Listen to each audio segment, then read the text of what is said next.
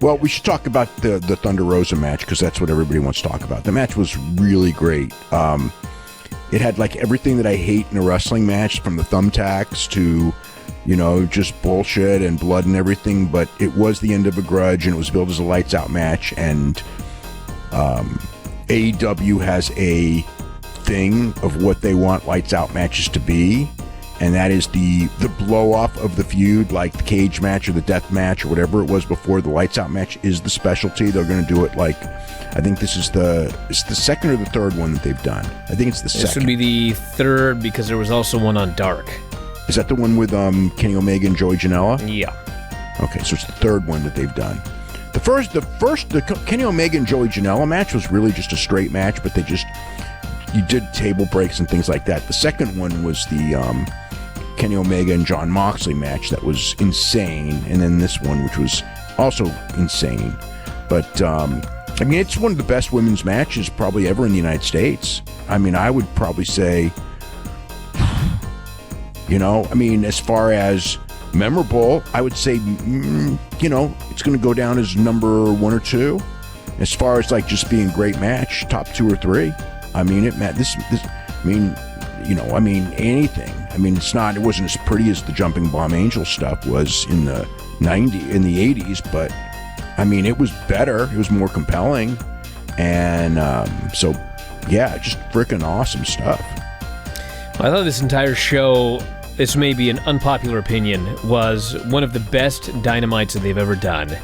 Because I thought everything on this show was good. The main event, like you said, is going to be remembered as like an all-time classic women's match. It's going to be remembered as a classic Dynamite main event. One of the best.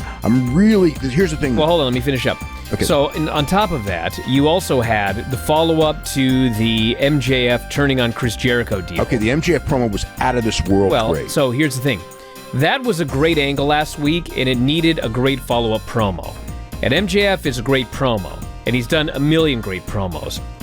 But this one needed to be hitting this ball out of the park, and I thought this fucking guy did it. This guy came off as the biggest, he came off as a megastar in this, and he's got his crew behind him. There's like a crew of you got Tully back there and FTR, and this guy looked like he's the leader. He's a future world champion. Oh, he's a superstar. He was awesome in this segment. He was Ric Flair out there. In the ring, is he Ric Flair? No. But out there as a star, he was out of this world. It's the best MJF promo I've probably ever seen. This was an all-time classic promo. So yeah, I would agree with that. So the one thing that I'm a little, they had to do what they had to do in the main event, okay? But I do feel that they are going down the path of too much blood, and they need to kind of curtail it. You don't have to, but I hate to see it just become like people see this as just because when you do a lot of blood, you do turn off a lot of the audience when you do a lot of blood. Now, if you do blood every now and then, you're not going to turn off the audience by doing it every now and then. But you pigeonhole yourself in some ways by doing bloodbath stuff. WWE doesn't do blood. It's all accidental. It happens, and AEW often it happens, but it's been on this show and then on the show last week it was designed. It was supposed to be there. So it's it was a real bloody match for television. The Britt Baker and Thunder Rosa match, but it was like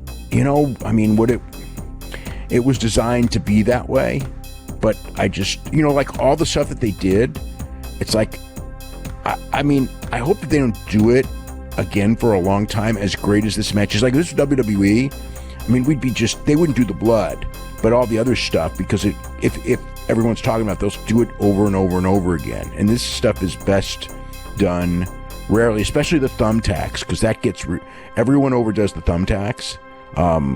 Luckily, AEW has not really done the thumbtacks too many times, so it's not overdone. And but again, it's like it's real easy to fall into that pattern, because that's what TNA did. I mean, they would do the, I mean, this was, in a sense, like, it's an interesting thing. This was, in a sense, every frickin' Abyss and Jeff Jarrett,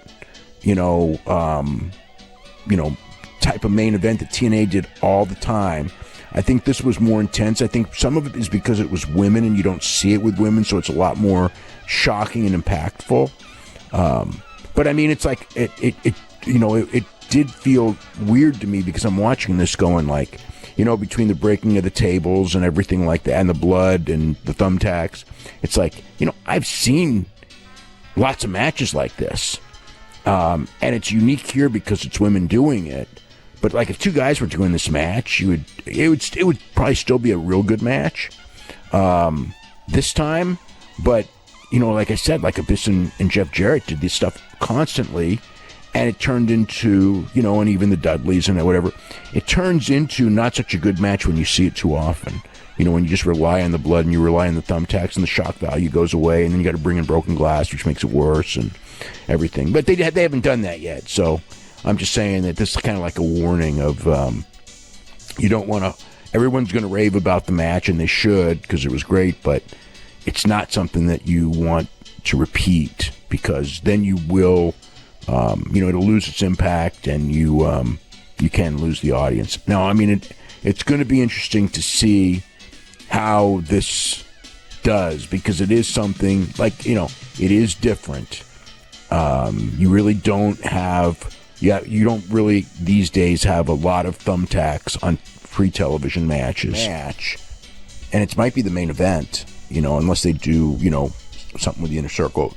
Well, the Inner Circle thing probably shouldn't be in a match next week anyway. They should probably shoot an angle next week when the Inner Circle comes back to set a match up.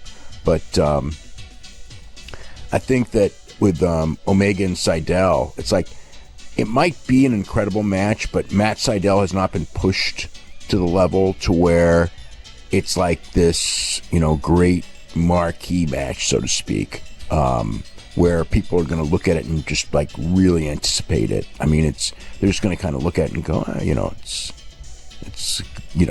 a good match, and at worst it'll be a good match. It'll probably be a great match.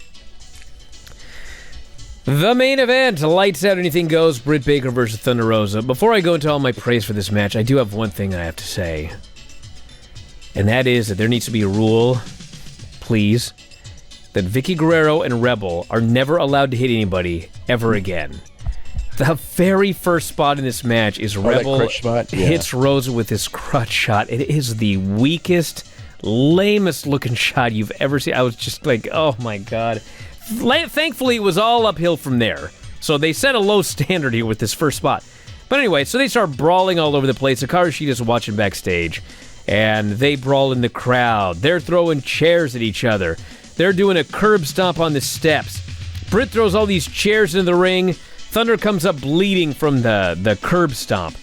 Then Rebel tosses a ladder into the ring, and Thunder gives Britt a face buster onto it. She drop kicks the ladder into her face in the corner. Now Britt is bleeding everywhere. And I'm talking about the Crimson Mask.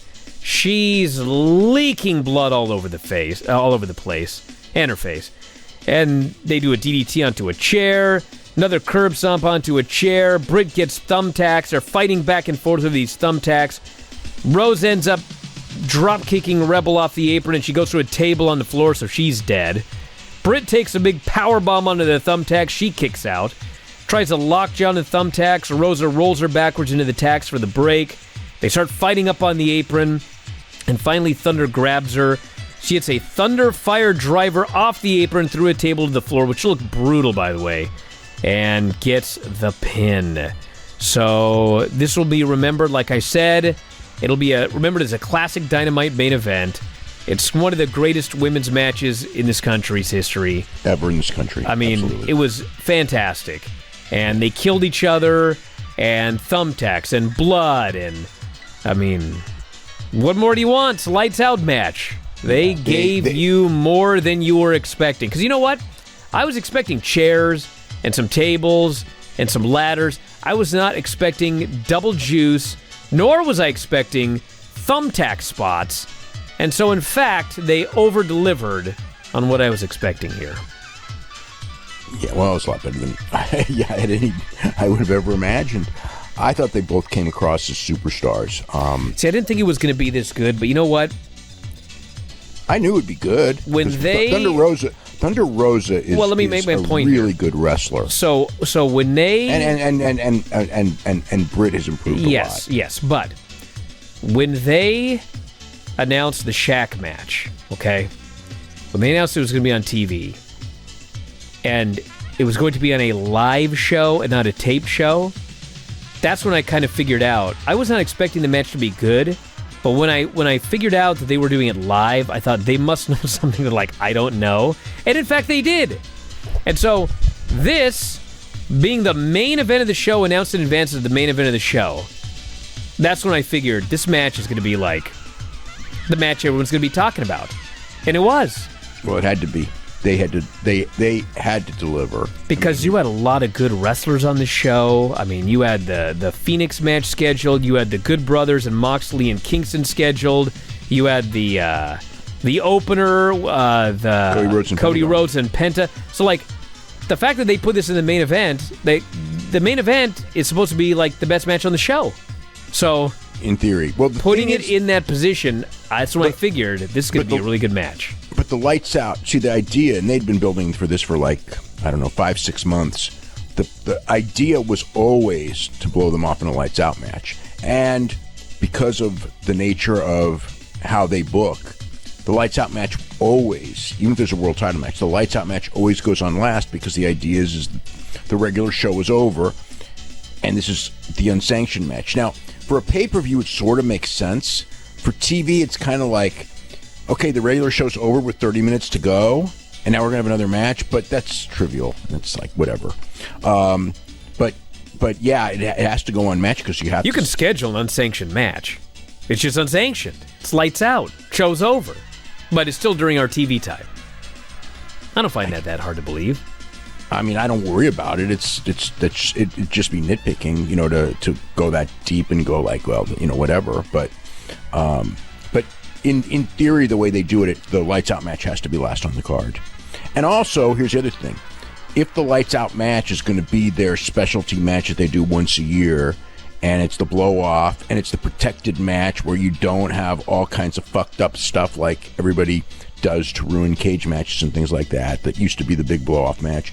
If that's it for this, you don't want to follow it. You know what I mean? You don't want. I mean, like, who? You know, you put anyone out to follow this match anyway. You put like, you know, like Ray Phoenix and Angelico to follow this. I mean, those poor guys. You can't do it. So it had to go on last. But yeah, no, it's going to be you know, an absolutely memorable match, and they both. Like I said, they came across as superstars, both of them.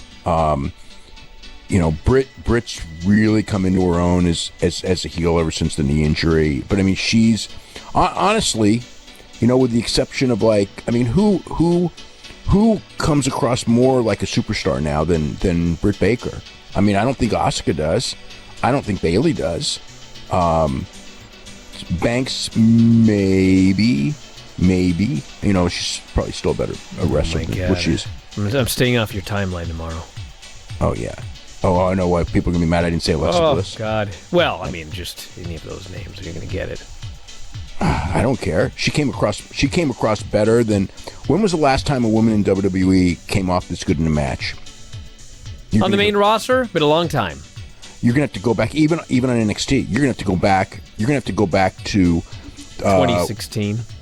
Whatever it was when Charlotte Flair and Sasha Banks had that match in Charlotte, North Carolina, where they brawled all over the place, and they were both, I think that was a Raw main event, and they both came across as superstars. Or Charlotte, I mean, Becky Lynch for sure. I mean, you know, Becky Lynch, absolutely. You know, the Charlotte Flair, Becky Lynch had that one really absolutely fantastic pay-per-view match. I mean, those, you know, that was stuffing, you know. I mean, that, sure, you know. But it's still rare, and we're going back a long time. And Thunder Rosa she's another one. I mean, she just, so I don't know what it is about her. I mean, she's just a good wrestler, and she's just, you know, she comes across well. I mean, they should, I guess they don't have to do Hikaru Shida and Thunder Rosa match next because it's unsanctioned, so the wins and losses don't matter. But Hikaru Shida was watching it, so that sort of tells you that one of these two is going to be wrestling Hikaru Shida next. And it could, you know what? And it could be either one. And either way, they'll probably have a great match too.